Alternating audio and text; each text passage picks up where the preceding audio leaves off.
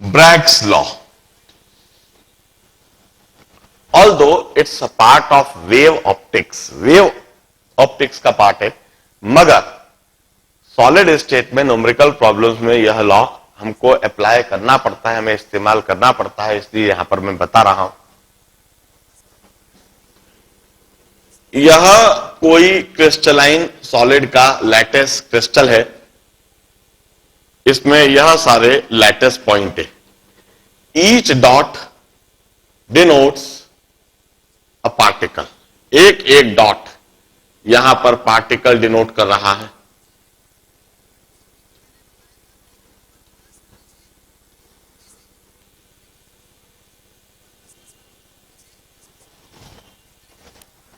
Each denote a particle. The lattice crystal.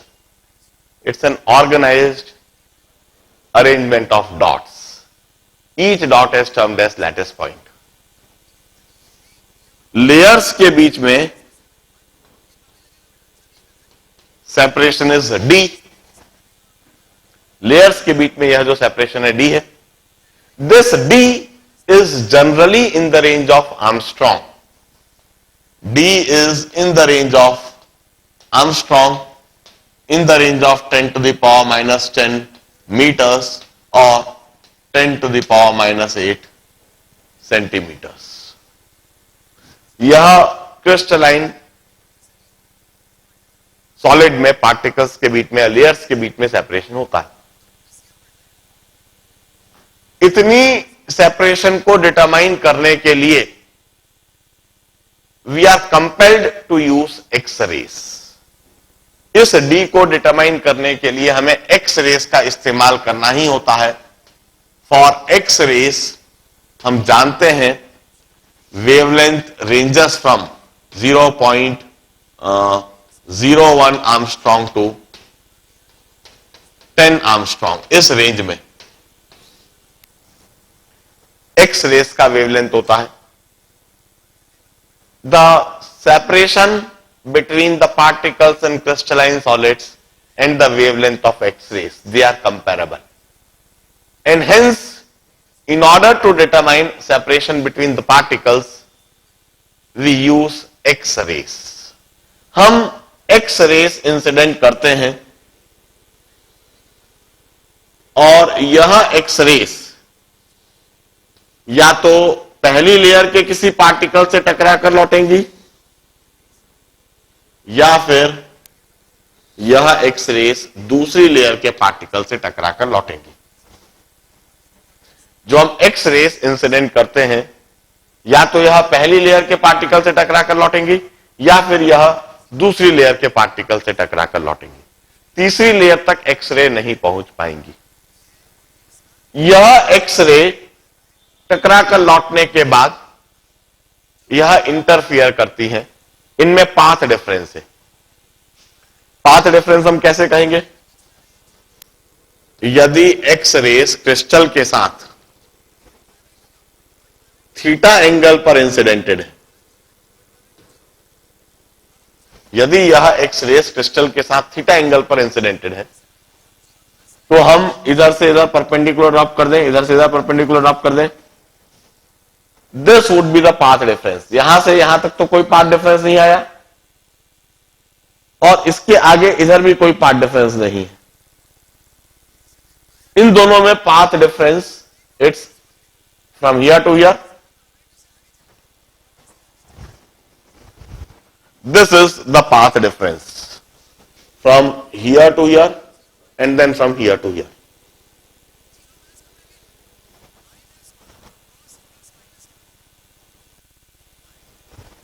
This is D। Trigonometry से आप बड़े साधारण तरीके से देख सकते हो। This theta and this would be theta, this would be theta. Path difference this theta and this theta.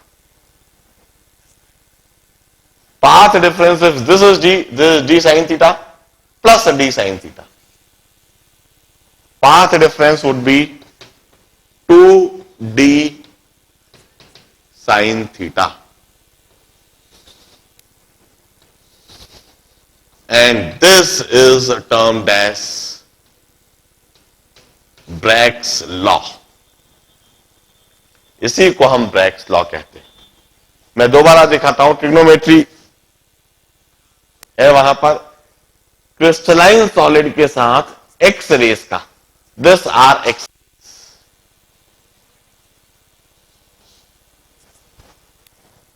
Crystalline solid के साथ एक्स रेस का एंगल थीटा है। If this angle is theta, तो वर्टिकली अपोजिट यह angle theta हो जाएगा। In that case this would be 90 minus theta. In that case, this would be theta. This angle would be theta. यह angle theta होगा। This separation is D. और यह perpendicular होगा D sin theta. This would be also D sin theta. यहां से यहां तक यही पाथ डिफरेंस है। इधर यह दोनों लाइटें पैरेलली एक साथ आ रही हैं, यहां से यहां तक कोई पाथ डिफरेंस नहीं आया है, दोनों ने सेम तरीके से सेम डिस्टेंस ट्रेवल करी है। इसी तरह से इधर पैरेलल चल रही है, यहां से यहां कोई पाथ डिफरेंस नहीं है, पाथ डिफरेंस इधर से इधर है। यह डिस्टेंस मैंने कैलकुलेट कर लिया, and that is 2d sin theta. This is Bragg's law. अब हम कहते हैं, जब यह दोनों लाइट रेस इस जगह पर इंटरफियर करेंगी और वहां पर यदि मैक्सिमम इंटेंसिटी होती है, मतलब कंस्ट्रक्टिव इंटरफेरेंस होएगा। For max intensity of diffracted beam, हम इसे डिफ्रैक्शन कहते हैं कि यह एक्सरे बीम डिफ्रैक्ट हो गई। For maximum intensity of diffracted beam, जब डिफ्रैक्टेड बीम की मैक्सिमम इंटेंसिटी है, तब यह पाथ डिफरेंस जो कि 2d sin थीटा है, it must be equal to n lambda. Here n is termed as order of diffraction. Problems में या तो फर्स्ट ऑर्डर डिफ्रैक्शन दे दिया जाएगा या सेकेंड ऑर्डर डिफ्रैक्शन दे दिया जाएगा। This n is termed as order of diffraction. हम इस एक्सप्रेशन को अप्लाई करके, इस तरह से एक्सरे बीम के साथ एक्सपेरिमेंट करके ऑर्डर ऑफ डिफ्रैक्शन कुछ देखकर उसकी वैल्यू जो भी दी हुई है, हम d की वैल्यू डिटरमाइन कर सकते हैं। This Bragg's law is used to determine the value of d. It's separation between the particles or separation between the layers in any crystalline solid. हम लेबोरेटरी में एक्सपेरिमेंट इस तरह से भी करते हैं कि सबसे पहले हम किसी पर्टिकुलर एंगल थीटा के लिए मैक्सिमम इंटेंसिटी ऑब्जर्व कर ले, किसी पर्टिकुलर एंगल थीटा के लिए मैक्सिमम इंटेंसिटी ऑब्जर्व कर ले और वह थीटा को एग्जैक्टली मेजर कर ले। फिर हम धीरे धीरे एक्सरे बीम को बेंड करते हुए इस थीटा की वैल्यू बढ़ाते हैं। जो हम धीरे धीरे थीटा की वैल्यू बढ़ाएंगे, तो पहले ये जो डिफ्रैक्टेड बीम है जिसकी मैक्सिमम इंटेंसिटी थी, इसकी इंटेंसिटी धीरे धीरे कम होगी।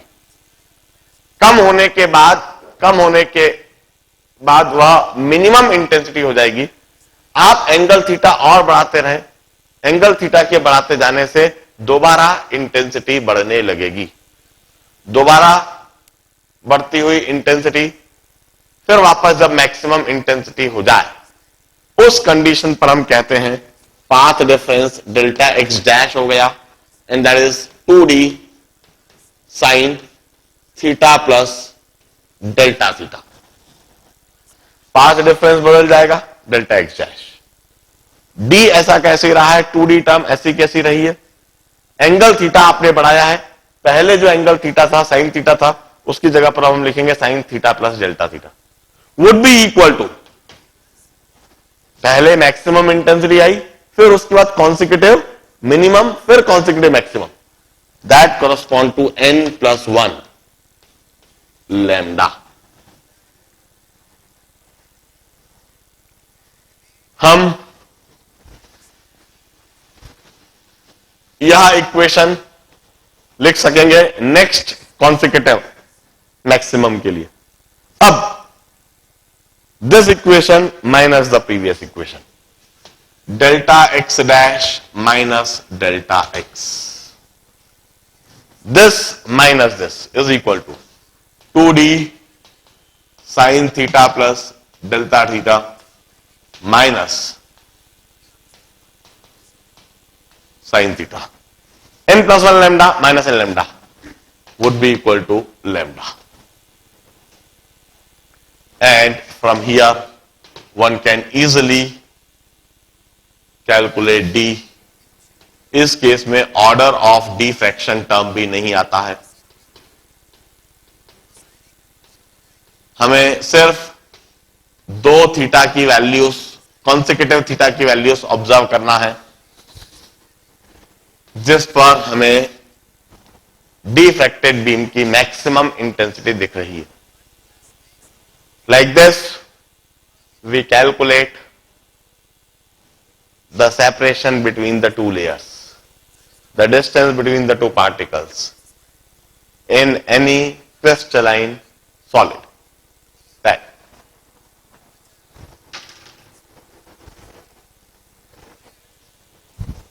मैं एक प्रॉब्लम इसी समय देता हूं।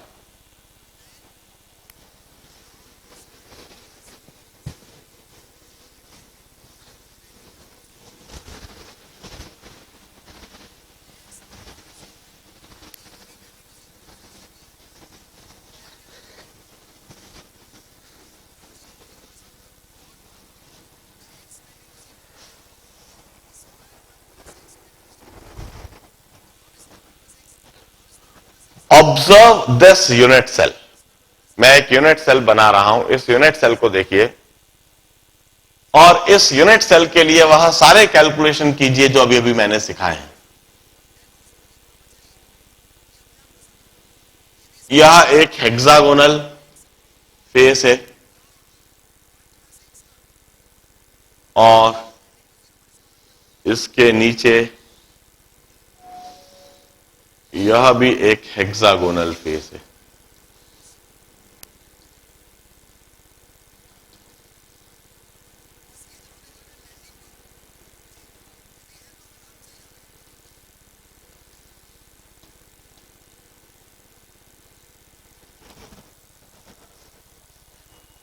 एक हेक्सागोनल फेस और उसके नीचे भी एक हेक्सागोनल फेस, और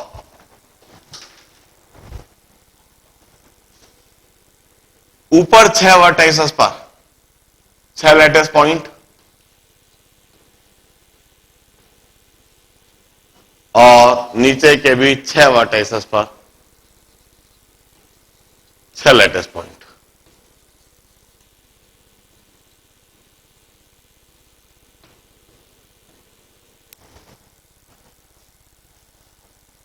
this is a unit cell. ऐसा कोई क्रिस्टलाइन सॉलिड है, ऐसा कोई लैटिस क्रिस्टल है जिसका यूनिट सेल कुछ इस तरह से दिख रहा है। अब इस यूनिट सेल के लिए सबसे पहले मुझे बताइए what is number of particle in the unit cell. इसका एज लेंथ ए है और इसकी हाइट सी है। What is edge length A? What is height C? इसका मुझे आप वॉल्यूम बताइए। इस यूनिट सेल का वॉल्यूम कितना होगा? फिर मुझे बताइए कि इसका पैकिंग फ्रैक्शन क्या होगा और परसेंटेज वॉइड इसमें कितना होगा। इसके लिए आप डेंसिटी का एक्सप्रेशन लिखिए। इसके लिए डिस्टेंस बिटवीन नियरेस्ट नेबर क्या होगा और इसका कोऑर्डिनेशन नंबर क्या होगा। इस यूनिट सेल के बारे में यह सारी बातें इसी समय सोचकर मुझे बताइए। ध्यान से यूनिट सेल को देखो, कितने पार्टिकल हैं इसमें और एज लेंथ क्या है, सी क्या है, वॉल्यूम क्या है। n is equal to 2, that's correct answer, बिल्कुल सही है।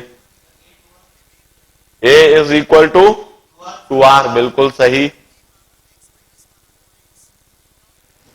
देखिए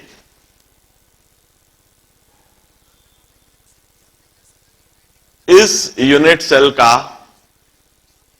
यह एक फेस और इसके नीचे coordination number 5, coordination number 5, that's correct answer.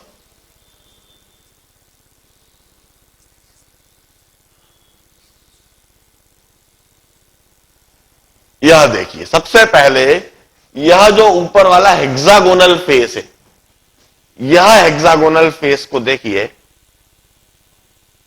इसके बगल में रखे हुए यूनिट सेल और उसके इस हेक्सागोनल फेस को देखिए और इधर रखा हुआ एक और यूनिट सेल।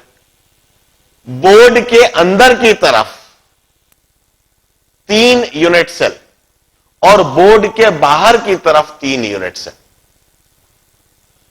इस तरह से इस वर्टाइसिस पर 6 यूनिट सेल आकर मिल रहे हैं। दिस इज कॉमन जंक्शन और the common point of 6 unit cell. 3 board के अंदर है और 3 बोर्ड के बाहर है।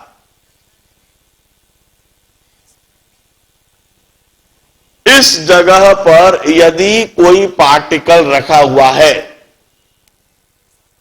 That would be shared by 6 unit cell equally.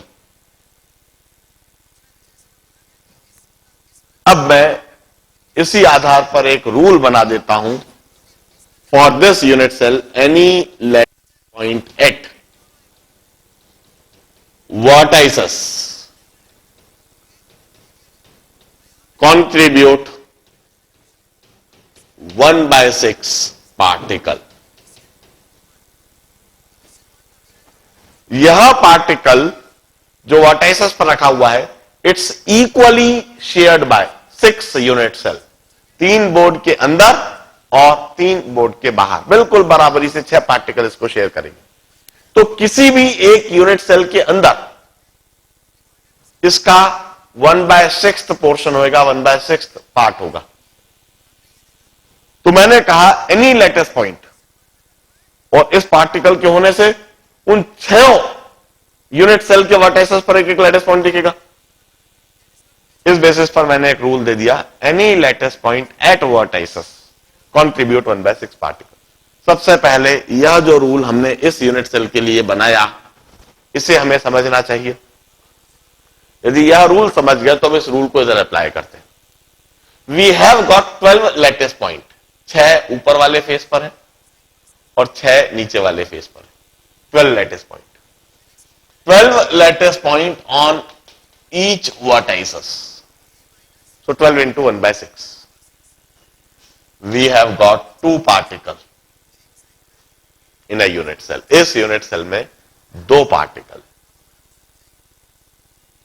अब एज लेंथ जिस तरह से यूनिट सेल बना हुआ दिख रहा है, हम बिल्कुल साफ साफ कहेंगे इन पार्टिकल्स को टच करना ही होगा।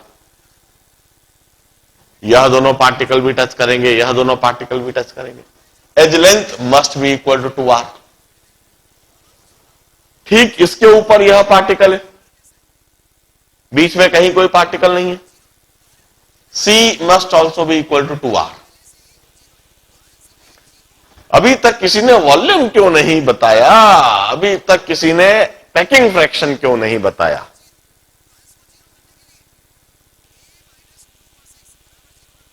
क्या वॉल्यूम कैलकुलेट नहीं कर पा रहे हो क्या बातें?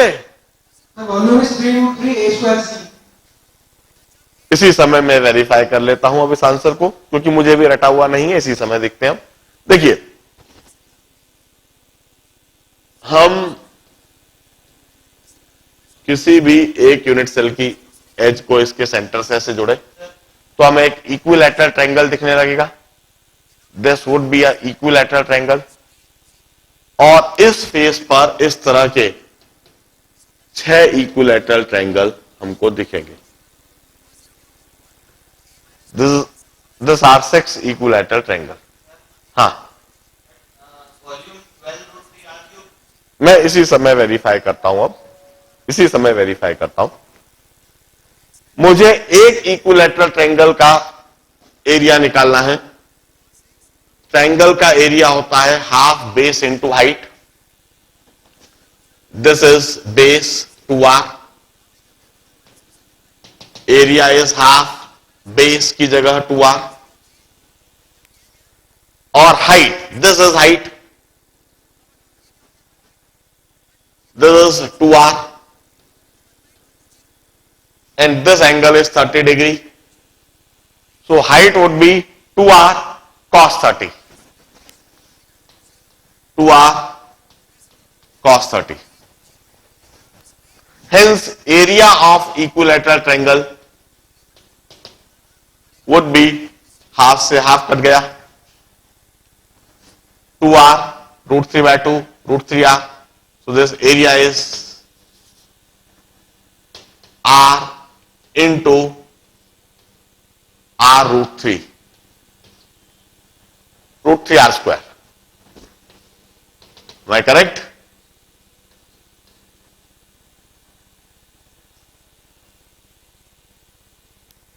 Half base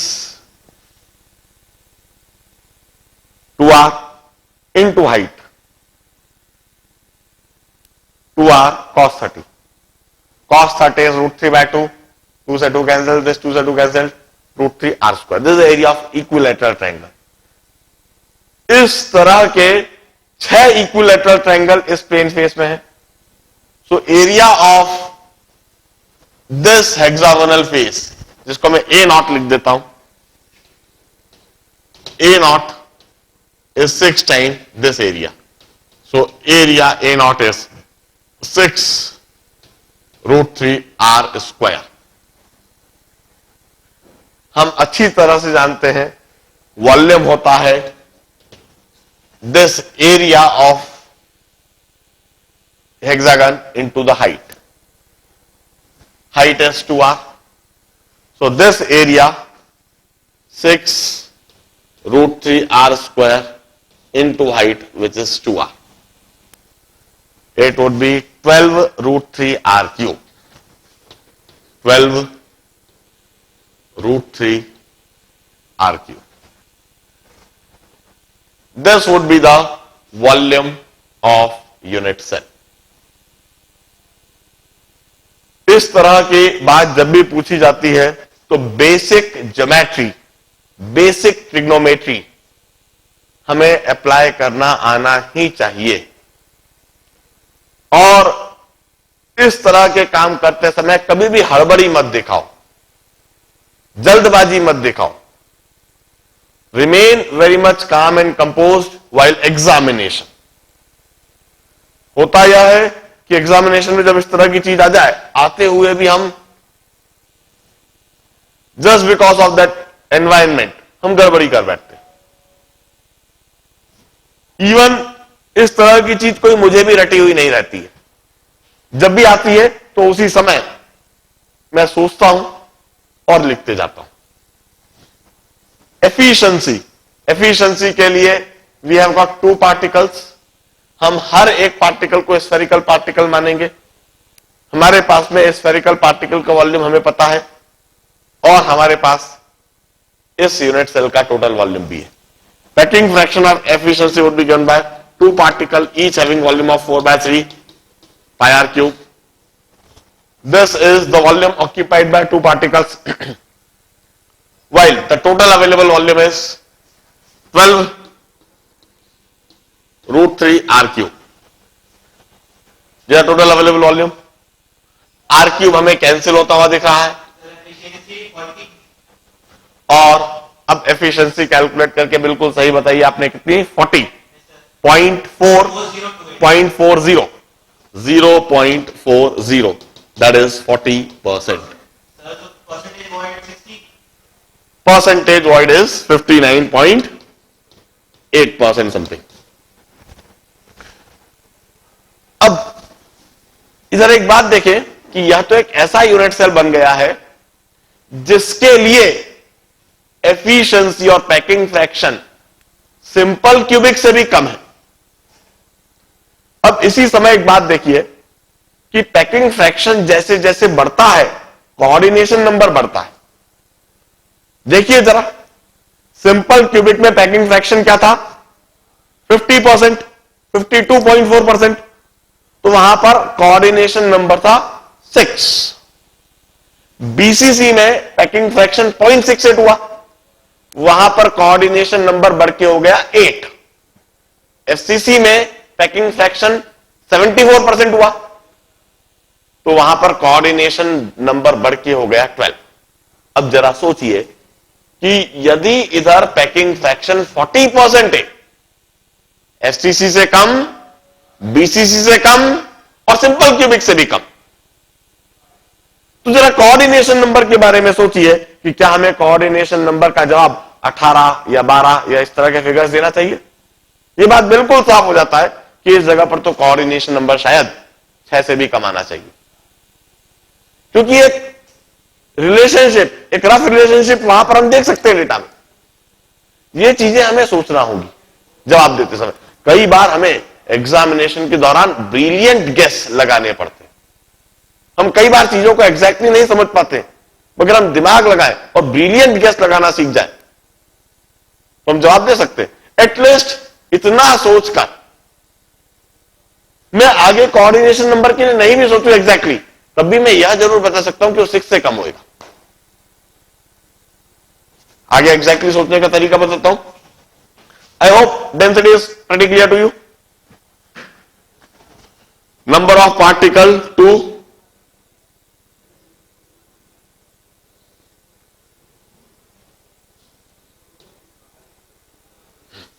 molecular weight A,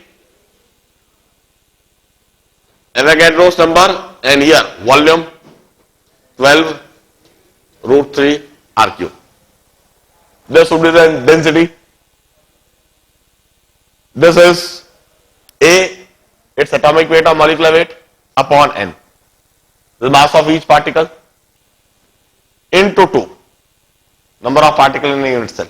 This mass of unit cell upon volume of unit cell. This would be the density. Distance between nearest neighbor is 2r, which would be equal to A, which would be also equal to C. This is distance between nearest neighbor. Now coordination number. आप इस figure को देखकर coordination number ऐसे ही सोच सकते हो। यदि मैं इस पार्टिकल की बात करूं तो इस प्लेन में यह 1 2 3 इन पार्टिकल से टच कर रहा है, बाकी किसी पार्टिकल से टच करता हुआ नहीं दिखेगा, सिर्फ यह 3 पार्टिकल। अपने प्लेन से ऊपर ये जो एज है इसके नीचे एक पार्टिकल से टच करेगा और अपने प्लेन से ऊपर भी एक पार्टिकल से। कहने का मतलब यदि मैं इस तरह से ड्रॉ करूं तो यह पार्टिकल अपने ही प्लेन पर 1 2 3 इनसे टच करेगा, अपने प्लेन से नीचे एक और अपने प्लेन से ऊपर इधर एक। कुल मिला के यह 5 पार्टिकल से टच करेगा। Coordination number would be 5।